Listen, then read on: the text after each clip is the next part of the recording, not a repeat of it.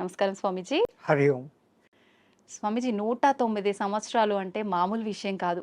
నేనైతే first time చూస్తున్నా నిజంగా. మీకు ధన్యవాదాలు స్వామీజీ. ఇప్పుడు ప్రస్తుతం ఉన్న సమాజంలో రకరకాల ఆరోగ్య సమస్యలు. ఎంత ఆరోగ్యంగా ఉన్న వాళ్ళైనా 40-60కి మించి వాళ్ళ జీవనం కొనసాగించే వాళ్ళ సంఖ్య చాలా తక్కువగా ఉంటుంది. అసలు ఎలా సాధ్యపడుతుంది స్వామీజీ? ధ్యానం చేయడం వల్ల ఆయుర్దాయం అనేది పెరిగే అవకాశం ఉంటుందా? గం గణపతియే నమః, ఐం సరస్వతియే నమః, శ్రీ గురుభ్యో నమః. మా గురుగారైనటువంటి మహంత్ హిమాలయ గిరిజీ మహారాజ్ వారి పాదపద్మంలోని మనసులో స్మరించుకొని వీక్షిస్తున్న టీవీ ప్రేక్షకులకు శుభము మంగళము జరగాలని కోరుకుంటూ, మనిషి ఆయురార్థం మనిషి చేతిలోనే ఉంది. బ్రహ్మ ఏదో రాశాడు అంటారు, ఎక్స్పైరీ డేటు, డిస్పాచ్ డేటు అని. అది ఒక విధంగా కరెక్ట్ అయినప్పటికీ దాన్ని మార్చుకోగలిగిన శక్తి కూడా ఆ పరమాత్ముడే యోగము అనే దాని మీద మనకి ఇచ్చాడు. ఒక యోగ సాధన, సిస్టమేటికల్ లైఫ్, ఏ టైంలో ఏం తినాలా, ఎంత తినాలా, ఆ పద్ధతులన్నీ ఉండి ఒక గురువు నేర్పించినాడు. ఆ నేర్పించిన సిస్టమ్ ఈ రోజు వరకు తూచా తప్పకుండా పాటిస్తూ ఉంటే 109 కర్మ ఇంకా ఎన్నాళ్ళైనా బతకవచ్చు. మీకు అందరికి బాగా తెలిసి ఉంటుంది, ఒక 2 ఏళ్ల కింద పద్మశ్రీ అవార్డులు ఇచ్చినప్పుడు శివానంద అనే ఒక యోగా మాస్టర్ సరస్వతి ఘాట్ దగ్గర ఉంటాడు కాశీలో. ఈ రోజుకు యోగా నడుపుతున్నాడు. ఆయన ఆ యోగా చేస్తాడు. He's 124 years on the day which he's taking award. తీసుకున్నప్పుడు ఆయనకు 123, ఇప్పుడు 125. మీ లోపల ఇక్కడ లౌకికంలో తిరుగుతున్న వాళ్ళలో ఆయన మీకు కనపడతాడు. మహామహా యోగులు కొంతమంది వాళ్ళ వయసు ఇంత అని వాళ్ళకు తెలీదు, వాళ్ళ డిసైపుల్స్ కూడా తెలియదు. మరి హిమాలయాలలో ఉండి తపస్సులు చేసుకుంటున్న వాళ్ళు అట్లే ఉన్నారు. సో ఈ ఏజ్ను, ఈ కట్టెను, ఉపాధిని కాపాడుకునే రహస్యాలు గురువు ద్వారా వస్తాయి. ఆ గురువు చెప్పింది తూచా తప్పక చేసినప్పుడే అది స్టాండర్డ్గా ఉంటాయి. కానీ గురువు చెప్పాడు నేను చేయలేదు అంటే ఏం లేదు. మనకు ప్రాక్టికల్గా కావాల్సినంత ఉంది. వేదాలు, ఉపనిషత్తులు, పురాణాలు ఇన్ని ఉన్నాయి. కానీ ప్రాక్టికల్, థియరాటికల్ 112 ఉంది. ప్రాక్టికల్ ఎవరు చేస్తాడో వాడు ఇట్లా ఉంటాడు. ఓకే, అంటే ఇలా చేసిన వాళ్ళకి ఖచ్చితంగా సాధ్యపడుతుంది. ఎవరైనా బతికేది 120 ఏళ్ళ ఆయురార్థం అనేది పరమాత్ముడు ఇచ్చింది. మనంతకు మనమే ఒక 20 ఏళ్ళు పోగొట్టుకుంటున్నాం. ఎట్లా అంటే పెద్దవాళ్ళ దగ్గరికి పోయి మనం నమస్తే పెడితే ఆయన శతమానం భవతి అంటాడు. 120 ఏళ్ళు భవతి అనడం లేదు. అక్కడే 120 ఏళ్ళు పోయింది. ఈ ఉన్న 100 ఏళ్లలో 50 ఏళ్ళు నిద్ర, 15-16 ఏళ్ల వరకు ఏమీ తెలియని బాల్యం, 80-90 వచ్చినప్పటి నుంచి నట్టుబోల్ట్లు లూజ్ అయ్యి అదొక 10 ఏళ్ళు. 100 ఏళ్ళు బతికినా దాంట్లో వాడి నిజమైన బతుకు 15-20 ఏళ్ళు మాత్రమే. ఎవరికి నచ్చినట్టు మళ్ళీ దాంట్లో అక్కడికి యాత్రలు, ఇక్కడికి ప్రయాణాలు, ట్రాన్స్పోర్ట్, టీవీలు చూడాలు, సినిమాలకు పోవడాలు, ఆ గంటలంతా తీసేస్తే అది ఒక 5-6 గంటలు. అది నిజమైన మనిషి బతుకు ఎట్లా ఉండాలా అనేది అక్కడ ఉంది. ఎంతసేపు నిద్రపోవాలా, ఎంతసేపు మేలుకోవాలా. పెద్దలు అంటారు దిన్ దియా కామ్ కర్నేకి లియే, రాత్ దియా సోనేకి లియే అని. పగలు పని చేసుకునేకి ఇచ్చాడు, రాత్రి నిద్రపోయేకి ఇచ్చాడు. మనం ప్రకృతికి విరుద్ధంగా రాత్రి అంతా 11-12 వరకు మేల్కుంటున్నాం. సూర్యోదయాన్ని చూడకుండా సూర్యోదయం అయినాక లేస్తాం. అప్పుడు లేచి స్నానాలు చేస్తున్నాం. మన పూర్వీకులు మనకు చెప్పింది బ్రహ్మ ముహూర్త స్నానం, అది దేవతల స్నానం. సరే నీకు అది వీలు కాలేదు, 4:30కి చేయి ఋషుల స్నానం, 5:30కి చేయి మనుషుల స్నానం, సూర్యుడు బయటికి వచ్చినాక చేసే స్నానం రాక్షస స్నానం. అంత సిస్టమ్ ఎందుకు పెట్టినారు? Early to bed, early to get up. 9-10 బజేకు సోజావు, 9-10 గంటలకు నిద్రపోండి. 3 గంటల వరకు 5:30-6 గంటల నిద్ర ఒక మనిషికి అది చాలు, సరిపోతుంది. మనం అట్లా చేయడం లేదు. రాత్రి 11-12 వరకు మేల్కొని పొద్దున్న 7 గంటలకు లేస్తా ఉన్నాం.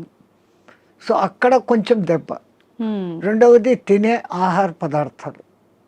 ఒకప్పుడు ఏ ఎరువులు వేయకుండా పండించేవాళ్ళు. 6 నెలలు 7 నెలలకు కానీ కోతకు వచ్చేది కాదు ధాన్, గోధుమలు కానీ రైస్ కానీ. ఇప్పుడు 3 నెలలు 2 నెలలకి వచ్చేదానికి చేసేస్తా ఉంటారు. ఆర్టిఫిషియల్ ఎరువులు వేసి సో దాంట్లో శక్తి బలము ఉండడం లేదు. ఉమ్, ఆ తినే విధానం కూడా హైయెస్ట్ బాయిలింగ్ చేసి తింటాను. జబ్బులు మూల కారణం అది. ఉమ్, పరమాత్ముడు సృష్టించిన 84 లక్షల జీవరాశుల్లో ఏది కూడా ఉడికించి తినడం లేదు, ఫ్రిడ్జుల్లో పెట్టుకోవడం లేదు. అవి హ్యాపీగా ఉన్నాయి, కంటద్దాలు పెట్టుకోవడం లేదు, చోట్ మిషన్ పెట్టుకోవడం లేదు. మనం పెట్టుకుంటున్నాం. ఆ, కరెంట్ ఆ ఫుడ్కు వ్యతిరేకం. ఉమ్, సహజ ఆహారం ఋషులు మునులు అంతా కందమూలాలు, పండ్లు, ఫలాలు. ఉమ్, పరమాత్ముడు ఏది న్యాచురల్గా ఇచ్చినాడో అప్పటికది తినేస్తారు. మళ్ళీ సాయంత్రానికి రేపటికి అని దాచిపెట్టుకోవడం కూడా లేదు. ఓకే, ఎప్పుడు తప్పుడే. ఒకసారి చెట్టు నుంచి కట్ అయితే 3.5 అవర్స్లో తాను తిన్నప్పుడు ఆ చెట్టుకు దానికి కనెక్టివిటీ పవర్ ఉంటుంది. ఉమ్, ఆ ఫలము శక్తివంతంగా ఉంటుంది. దాన్ని మనం ఫ్రిడ్జ్లో పెట్టేసి స్టాక్ పెట్టుకొని ఎప్పుడెప్పుడో తింటున్నాం. ఆ చెట్టు కనెక్టివిటీ ఆ పండులో నుంచి పోతుంది. పండు రుచి ఉంటుంది, శక్తి తగ్గిపోతుంది. అయితే స్వామీజీ, ఇప్పుడు మీలాంటి యోగులకే సాధ్యపడుతుందా? ఇప్పుడు మీరు చెప్పినట్టుగా ఇలాంటి ఆహార నియమాలు పాటించి ధ్యానం పైన ఫోకస్ చేస్తే నార్మల్ మనుషులకు కూడా సాధ్యపడుతుందంటారా? ఎవరికైనా అమ్మ, ఉమ్, పరమాత్ముడు 24 గంటలు టైం ఇచ్చాడు. 23 గంటలు మీ నిద్ర, మీ లౌకిక వ్యవహారాలు అన్నీ చూసుకోండి, ఉమ్, ఎంజాయ్ చేయండి. అలా మనిషి జన్మ ఎత్తే ఆనందించాల. ఫ్రెండ్స్తో, రిలేటివ్స్తో సినిమాలు ఎంజాయ్ చేయండి. ఉమ్, బట్ 1 అవర్ నాది అనుకోండి. ఓకే, ఈ 1 అవర్లో ఒక half an hour body fitness ఎక్సర్సైజులు, ఉమ్, ఒక్క 30 మినిట్స్ ఉమ్, నేను ఎవరు అన్న ప్రశ్న వేసుకొని మీలోకి మీరు ప్రయాణం. ఉమ్, అది ఆత్మధ్యానం అంటాం మేము. ఓకే, బయటికి గమ్మని కూర్చొని ఉంటాం. దానికి ఇంకా ఎన్నో పద్ధతులు ఉన్నాయి. ఒక విగ్రహాన్ని ఊహించుకుంటూ ఆ విగ్రహ మంత్రమే చదువుతూ భ్రమర కీటక న్యాయం అయిపోవడం ఒక విధానం. ఏది లేది నిరాకారాన్ని చూడాలా అనుకున్నప్పుడు ఉమ్, ఆ నిరాకారాన్ని జ్యోతిగా భావించి చూడడం ఒక విధానం. ఆ జ్యోతి నాలోనే వెలుగుతుంది అనుకొని ఆ జ్యోతి దర్శనం కోసం తప్పిస్తూ తపన చేయటం ఒకటి. ఓకే, ఇట్లా విధానాలు వేరే వేరేగా ఉన్నాయి. మన ఋషులు మనకు 100 మార్గాలు చూపించారు. ఉమ్, ఎవరికి ఏది అడాప్టబుల్లో, ఎవరికి ఏది సూటబుల్లో, ఎవరికి ఏది సులభంగా చేసుకోగల శక్తి ఉందో వాడు అది చేసుకుంటాడు. ఉమ్, మనకు ఆ చాయిస్ ఇచ్చాడు పరమాత్మ. బట్ మనం యూటిలైజ్ చేసుకుంటాం. ఉపయోగించుకోవట్లేదు. ఓకే. అయితే స్వామీజీ, ఇప్పుడు మీరు ఆధ్యాత్మిక మార్గం వైపు వెళ్ళటానికి, యోగిలా మారటానికి కారణం ఏంటి? మీ కుటుంబ నేపథ్యం ఏంటి? మాకు కుటుంబం అంటూనే లేదు. పరమాత్ముడి దయ, నా అదృష్టం, నా పూర్వజన్మ సుకృతం. నేను 2000 పిల్లవాడిగా ఉన్నప్పుడు ఉమ్, హరిద్వార్లో ఉన్న ఒక మేళాలో మిస్ అయినాను. ఓకే, మీరు జాతర ఉత్సవం అంటారు, అవును, అట్లా అక్కడ మేము మేళా అంటాం. ఉమ్, ఆ మేళాలో మిస్ అయినాను. ఏ ప్రాంతం నుంచి వచ్చాను, నా కులం మతం ఏమి నాకు తెలియదు. ఆ, బై మిస్టేక్ తప్పిపోయినానో, మా తల్లిదండ్రులకు బరువై నన్ను వదిలిపెట్టారో, ఉమ్, ఏ కారణమైనా నాకేదో పూర్వజన్మ పుణ్యం ఉండబట్టి ఉమ్, మా గురువుగారు అనే మహంత్ హిమాలయ గిరిజీ మహారాజ్ వారు తన స్థానం రుద్రప్రయాగ నుంచి ఆ మేళాకు వచ్చి ఉండి నన్ను చూసి చేరదీశారు. ఓకే, ఆయనే విద్యాబుద్ధులు చెప్పించారు. ఉమ్, ఆ తర్వాత ఆయన దగ్గరనే 7.5 ఏళ్ళు శిష్యరికం చేసిన తర్వాత, డిగ్రీ అయిపోయిన తర్వాత ఆ మహానుభావుడు ఆ 7.5 సంవత్సరాలలో ఈ కుండలిని విద్య, ఉమ్, యోగము, పురాణాలు, ఇతిహాసాలు, వేదము, ఓకే, ఈ సాధనాలు చెప్పి ధర్మ ప్రచారం నీ కర్తవ్యం. ఉమ్, దేశం ఎట్లుందో తెలుసుకోవాలంటే ముందు పాదయాత్రతో దేశమంతా తిరిగిరా, చార్ధాం దర్శన్ అన్నారు. ఉమ్, బడా చార్ధాం అని ఒకటి, చిన్న చార్ధాం అని 2 ఉన్నాయి. ఓకే, బద్రీ, కేదార్, గంగోత్రి అనేది చార్ధాం చోట.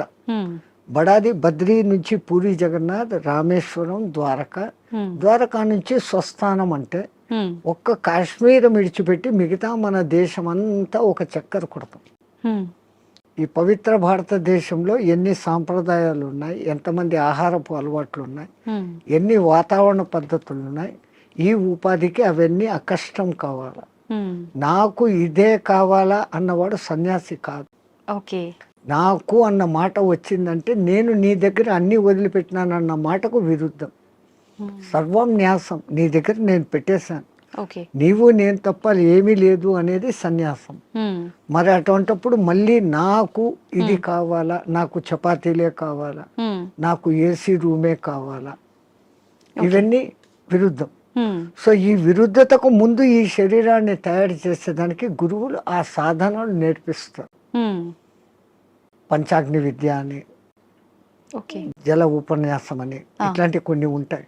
ఓకే. అవి నేర్పటం మూలంగా చలి ఎండా వానలకు ఈ శరీరం తట్టుకునే స్థితికి వస్తుంది. హ్మ్. అలాగే ఆహారం విషయంలో 11-12 రోజులు తినకుండా కూడా అదే శక్తిగా ఉండే సాధన కొన్ని మంత్రాల మూలంగా ఇన్నర్ శక్తిని పెంచుకునే, ఓకే. మన చుట్టూ ఉన్న శక్తినే మనం మన దాన్ని లోపల. పట్టుకోగలగడం. ఓకే. ఆ సాధనలు వాళ్ళు నేర్పిస్తున్నారు, దాన్ని చేసుకుంటూ పోతున్నాం. అట్లా అని తిండి లేకుండా ఉండాలా అని దాన్ని ప్రయోగించకూడదు. అత్యవసర పరిస్థితి. అత్యవసర పరిస్థితుల్లో. ఓకే. శక్తులు ఉన్నాయని అది దుర్మార్గానికో స్వ అవసరానికో వాడుకోకూడదు. వాడుకోకూడదు. అత్యవసర పరిస్థితి ఇంకోని రక్షణకు, అప్పుడు దాన్ని వాడుకోవచ్చు. సంతోషం స్వామి, చాలా మంచి మంచి విషయాలు మీ ద్వారా తెలుసుకున్నాను. నాకు చాలా సంతోషంగా ఉంది మిమ్మల్ని కలిసినందుకు. మంగళమతి. ధన్యవాదాలు స్వామి. జై శ్రీరామచంద్రజీ.